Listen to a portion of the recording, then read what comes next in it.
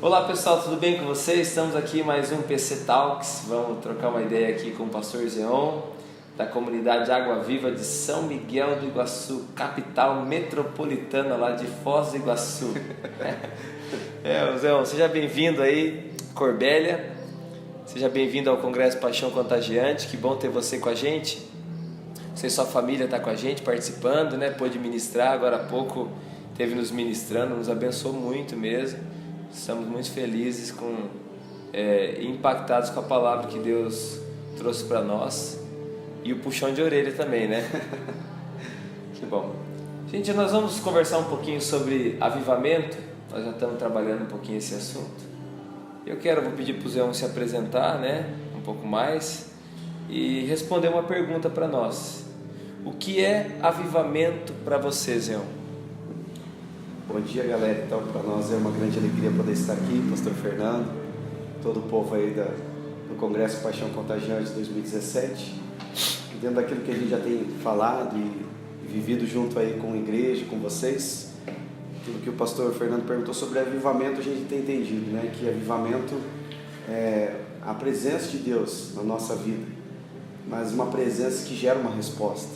Então a gente entende que avivamento não é simplesmente algo que a gente recebe, mas é uma resposta que a gente manifesta.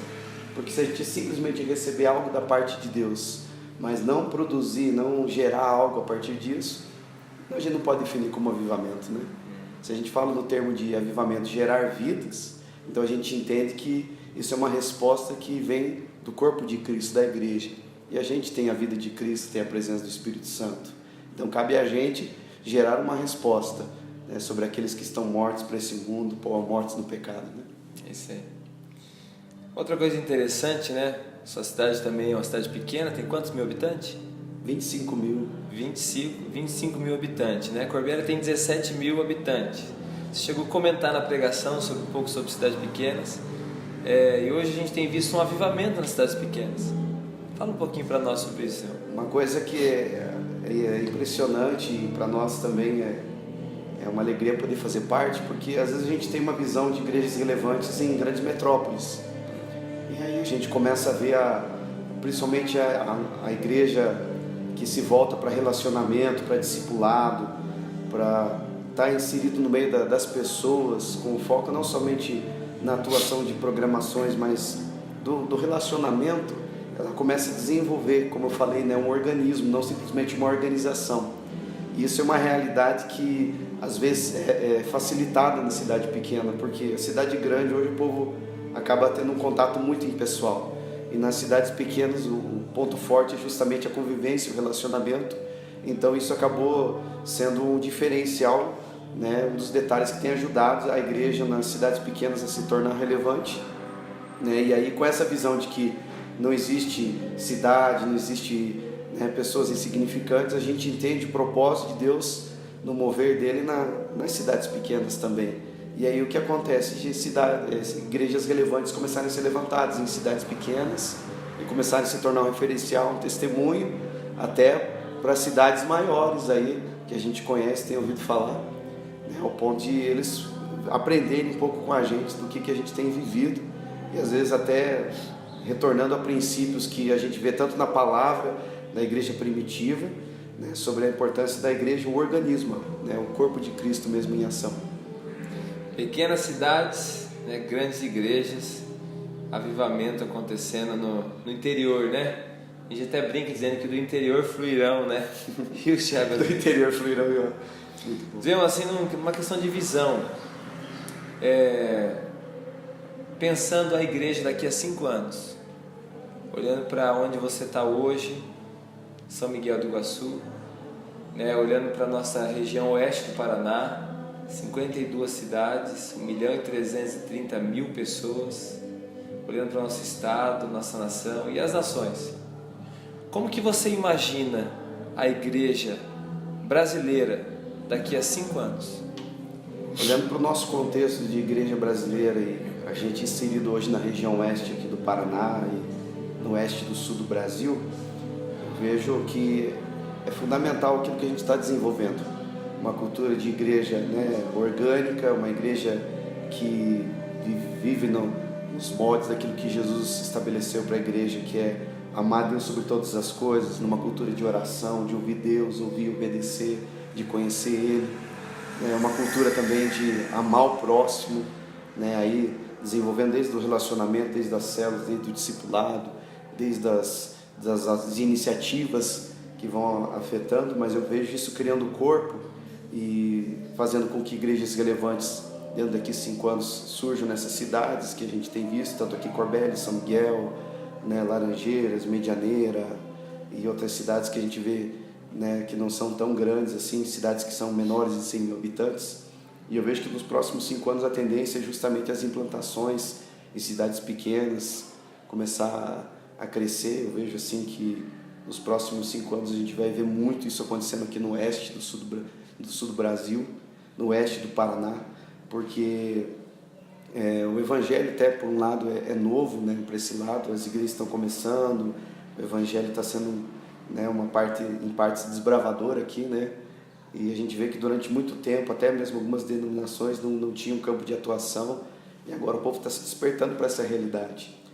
Por esse lado eu vejo então a igreja sendo implantadas, né, tanto eu quanto você e outros companheiros aí na visão de implantação de igrejas dessas cidades. Eu vejo então muitos pastores sendo levantados, igrejas sendo fundadas, formadas nesse novo contexto. Eu vejo igrejas relevantes no sentido de serviço à cidade, mudando o contexto cultural, social, né, sendo uma igreja relevante, servindo todas as esferas, uma igreja abrangente, né, não simplesmente atuando numa área específica, que aí entra um outro aspecto importante das igrejas nas cidades pequenas. Ela consegue interferir, consegue, né, abranger, consegue mover diversas esferas, a parte social, a parte educacional, profissional, comercial. Às vezes isso não é uma possibilidade em cidade maior, às vezes em cidades grandes a igreja acaba sendo uma área específica, trabalha mais com família, trabalha mais, né, com estudantes universitários, mais com profissionais liberais. Às vezes ela não consegue desenvolver um foco tão abrangente, ou quando consegue demora um prazo maior. A igreja às vezes ela tem 30, 40 anos que ela consegue entrar nesse nível. E eu vejo que para a gente facilita, como você colocou aí, uma projeção de 5 anos, a igreja se tornando abrangente em várias esferas em pouco espaço de tempo. E eu vejo também que daqui a algum tempo Deus vai levantar estruturas de formação. Eu vejo escolas, eu vejo, né, ministérios, congressos que vão viabilizar e vão fomentar esse avivamento, essa multiplicação, essa expansão na vida da igreja, levantar líderes, ministérios que vão equipar também, né? Porque ao mesmo tempo que a gente vê pastores, líderes sendo chamados e levantados para implantar a visão de Deus para essas cidades, a carência que existe de ver um meio de formação para isso, né? Tanto seja a questão de ensino, instrução, né, corpo ministerial, para que essas pessoas também recebam o avivamento, mas também não simplesmente cheguem ali e agora o que nós vamos fazer? Mas já tem um projeto específico, né? Já tem etapas estabelecidas de como elas vão se desenvolver no meio onde elas estão inseridas. Você contou vários testemunhos, né, na ministração, testemunhos de irmãos da comunidade Água Viva lá de São Miguel, e testemunhos simples, né, de manifestação do reino de Deus na cidade, assim, mas que impactou, né? Foram testemunhos simples, mas que impactou a vida de uma pessoa, e essa pessoa se moveu em direção ao Senhor. Você pode contar pelo menos um desses testemunhos aqui pra gente? A gente tem visto algumas pessoas, algumas disposições que tem. Uma que eu gosto muito é de um pastor nosso de jovens, que uma inconformidade que ele tinha, por exemplo, no final do ano. No final do ano, parece que cristão ele entra meio que em stand-by, parece que o povo não, né? O povo parece que não vai gente pro inferno no final do ano, né? Natal, Ano Novo.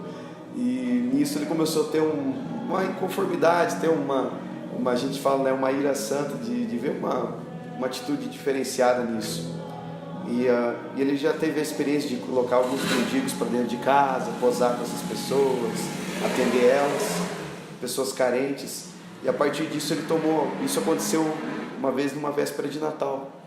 E ele tomou uma iniciativa, Deus deu para ele um projeto, onde ele criou um projeto que era um presente para você, onde ele desafiou a igreja, as células. Inicialmente foi a rede de jovens no primeiro ano, depois a igreja, a a gente ter uma ação, né, ser proativos na questão do Natal, cada família fazer a sua ceia de Natal e também fazer para abençoar uma outra família. E juntos a gente pegou lá um colégio, e aí o que acontecia? A gente fazia a nossa ceia de Natal junto com famílias carentes, pessoas carentes.